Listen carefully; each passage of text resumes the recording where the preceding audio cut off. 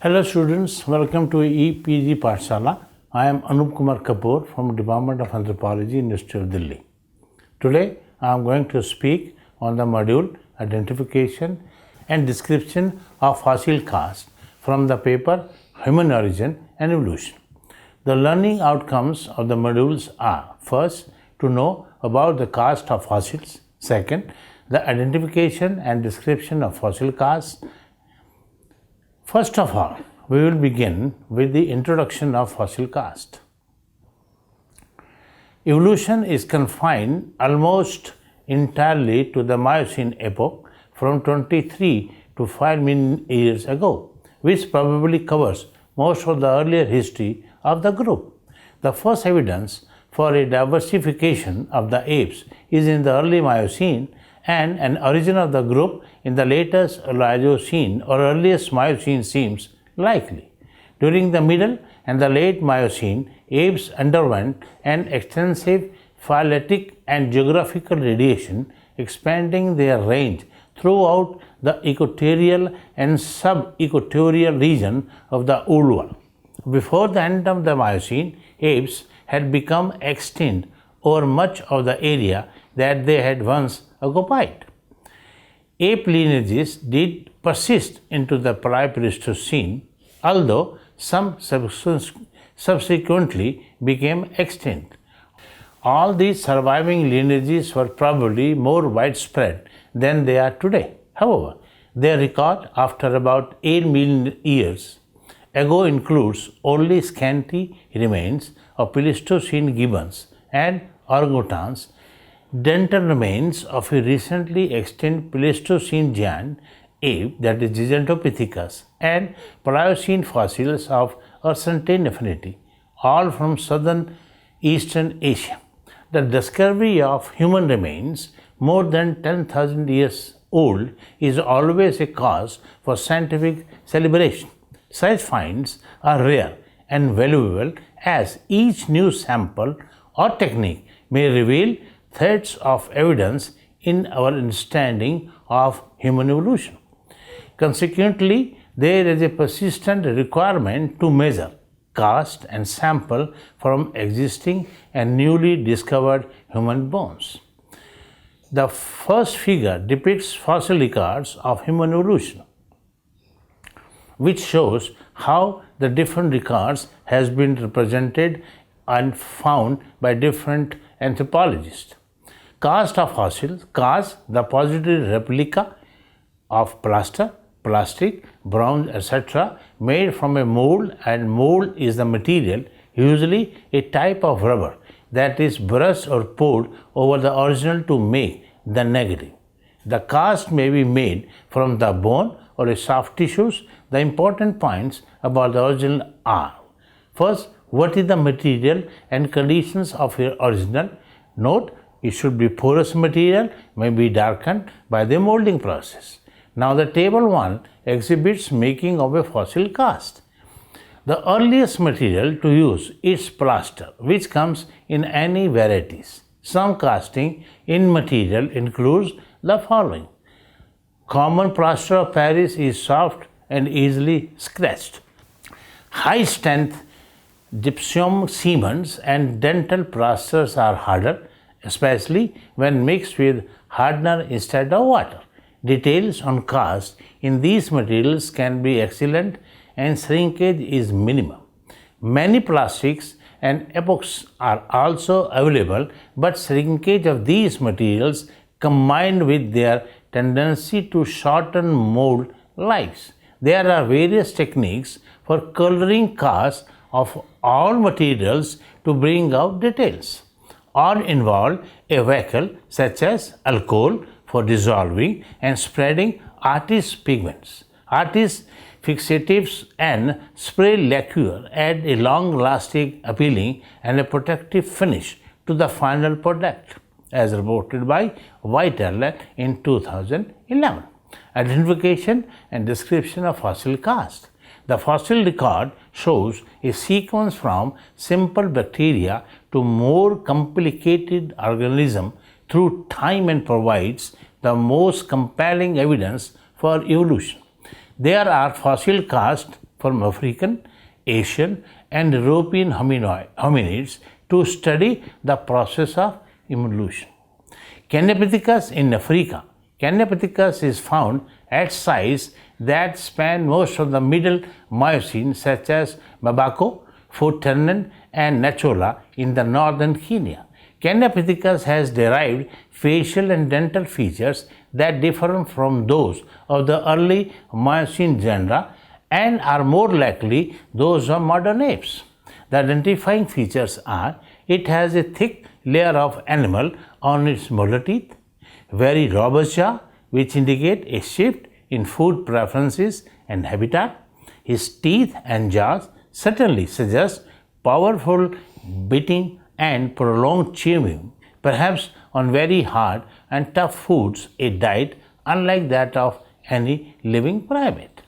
There was substantial sexual dimorphism in the canines and probably in body size. The recently discovered Otavipithecus from the late middle Miocene of Namibia represent the first record of Miocene apes from southern Africa. It is so far known from one specimen, a lower jaw, that unlike Caniapithecus appears to have restively thin enamel teeth. When we take Dryopithecus, somewhat later than the earliest Eurasian representative of apes, and thick enamel teeth, is Dryopithecus, sporadically known from Western and Central Europe. The distinctive features are: Dryopithecus has thin enamel teeth and probably had a diet different from that of the apes with thick enamel.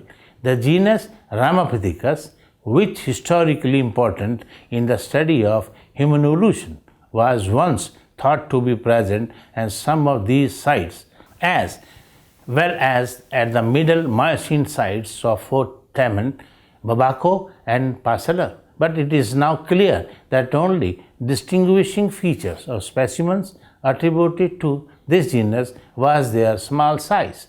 These are probably females or small species of the genera at these various sites.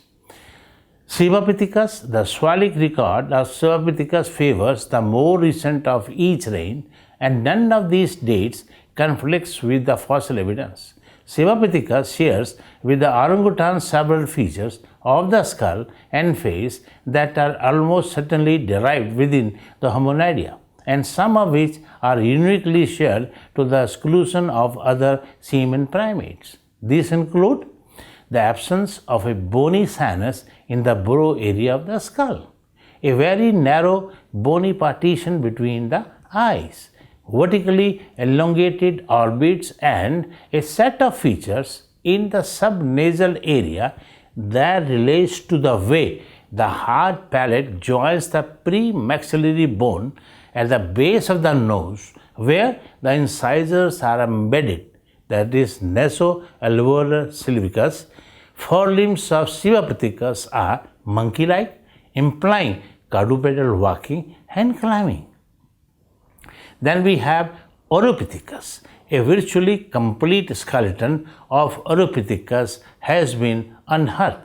This is similar to modern apes in many features of the trunk and limbs. Oropithecus thus seemed to have more adapted for suspension than was other Sivapithecus or Rudopithecus. Now comes Ramapithecus. Ramapithecus was considered a possible human ancestor on the basis of the reconstructed jaw and dental characteristics of fragmentary fossils. The first Ramapithecus fossil, that is the fragments of an upper jaw and some teeth, were discovered in 1932 in fossil deposits in the Swalic Hills of northern India. Ramapithecus represented the first step in the evolutionary divergence of humans from the common hominid stock that produced modern apes and humans. Identifying features are: incisors and canines are smaller in relation to molar, absent of molar cups. Upper jaw is shortened and does not protrude forward but is long vertically. Palate is arched and wider from behind than the front. Face is short and deep, suggestive of not used teeth as weapon. He used hands for hunting and defense. That is, Ramapithecus was probably an erect biped with hands free. Now the picture shows fragments of upper teeth are Ramapithecus compared with the man and apes. The next stage is Australopithecines. Most fossil hominids back to 2 million years ago and perhaps just beyond are more closely related to modern humans than they are to chimpanzees and belong to our own genus Homo. The earlier part of the lineage has been allocated to several fossil species, of which Homo erectus and Homo habilis are the two best known. Compared with the African apes, most of all these forms of Homo have a relatively large brain, relatively reduced chewing or a molar, teeth and lip bones that are except in points of detail like those of modern Homo sapiens. However, there are at least 4 and perhaps 5 species of hominid that lack the expanded brain, the reduced molar teeth and the skeleton features of Homo. They antedate or overlap with the earliest representative of Homo are known collectively as Australopithecines. Species of Australopithecines. Types of Australopithecines. Australopithecines are conventionally split into 2 groups on the basis of their body types: gracile, more lightly built, and robust, more ruggedly built forms. The robust Australopithecines can be divided in at least 2 species of the genus: Paranthropus robustus from southern Africa and Paranthropus bassai from east Africa. The name Australopithecus southern ape is then reserved for 2 gracile Australopithecine taxa: Africanus for southern Africa and Australopithecus afrensis from eastern Africa. Paranthropus is here used as a separate genus for the robust Australopithecines. Table depicts 2 schemes for tied nomenclature and taxonomy of Australopithecines.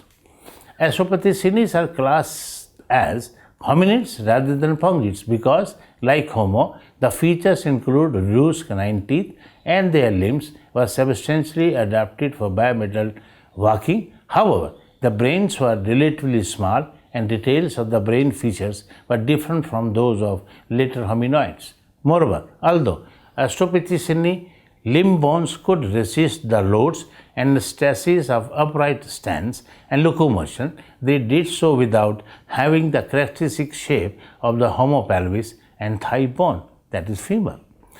The next figure depicts distinguishing traits of Australopithecines.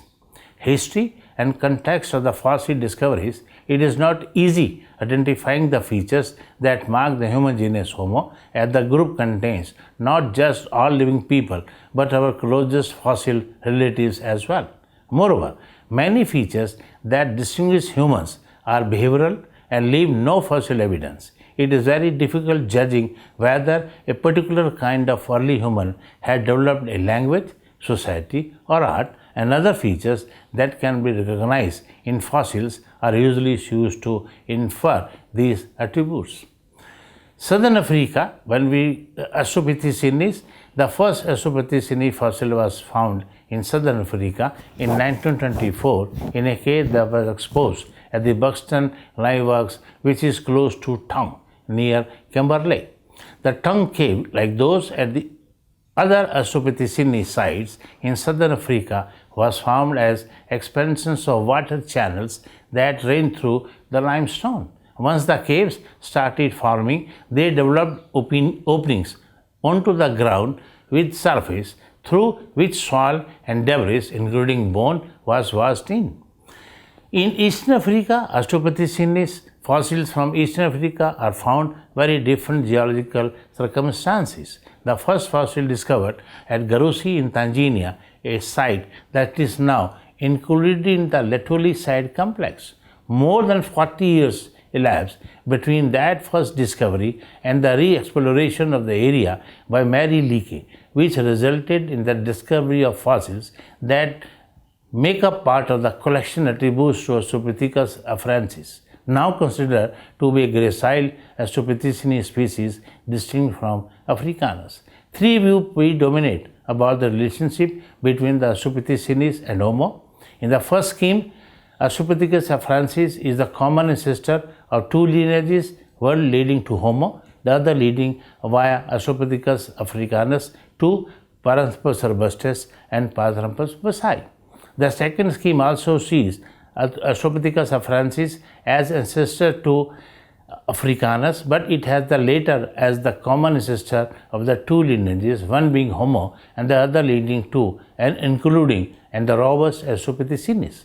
A third scheme has fewer spores, but it may prove to be more durable than the others. In this arrangement, the Australopithecines and Homo share a common ancestor, which has not yet been found in the fossil record. Two lineages result from such an ancestor. One leads to the robust Australopithecines via afarensis, the other via africanus to Homo. These and other differences in our perception of human relationship, however, still owe as much to disagreement about methodology as to differences in interpretation of the fossils themselves. Early humans, a large brain has usually been the single most important feature, although on its own this may be an unreliable guide to membership of the genus Homo. In the early fossils, body size must also be taken into account to give an idea of relative brain size. If this were not done, some small-bodied and small-brained early humans might not qualify as human at all. Most members of the genus Homo do have a brain volume of more than 700 milliliters, considerably larger than that of the largest robust Australopithecines or living ape.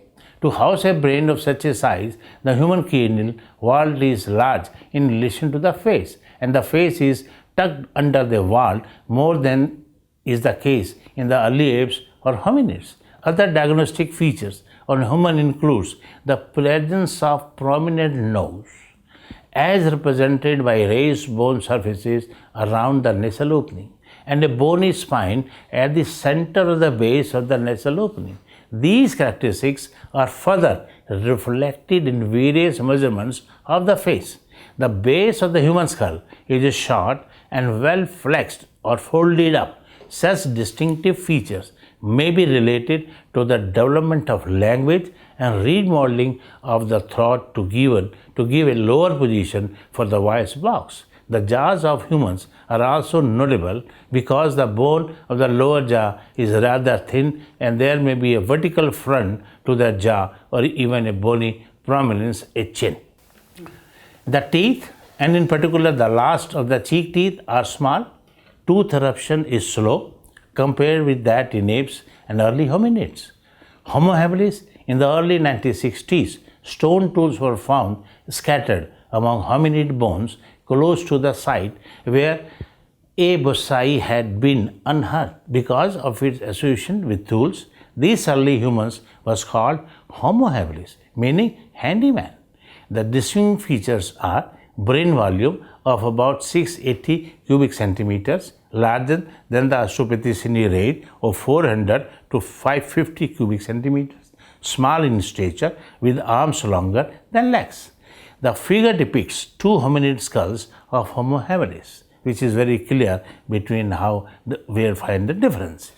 Next figure shows reconstruction of large and small Homo habilis skulls. Homo erectus was a lot larger than the Homo habilis, about 5.5 meters tall. It has a large brain, about 1000 cubic centimeters, and walked erect. Its skull had prominent brow ridges and, like modern humans, a rounded jaw. Then we had Java man. A Dutch doctor and an anatomist named Eugene Dubers unearthed a skull cap and a thigh bone in 1891.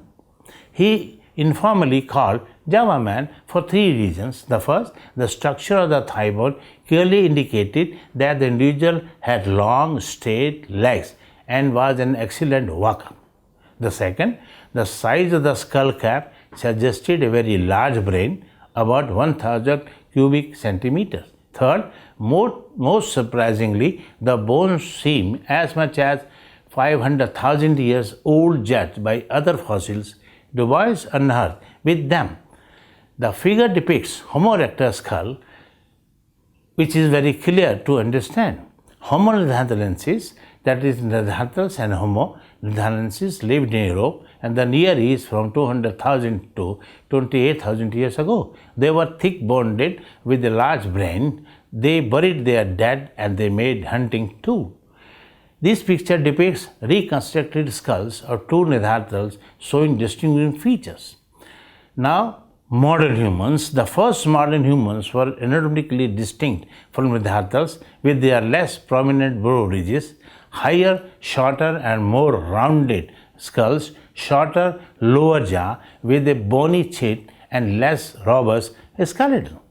They also had a hip bones, odd modern type, suggesting that the hip joints function like those of modern people. Three species of modern man are Cro-Magnon, Grimaldi and Chancellidae. Cro-Magnon remains are representative of the earliest anatomically modern human beings. However, the skull of Cro-Magnon shows traits that are unique to modern humans, including the tall, rounded skull with near vertical forehead. A large brown ridge no longer tops the eye sockets and there is no prominent bruxism of the face and jaw.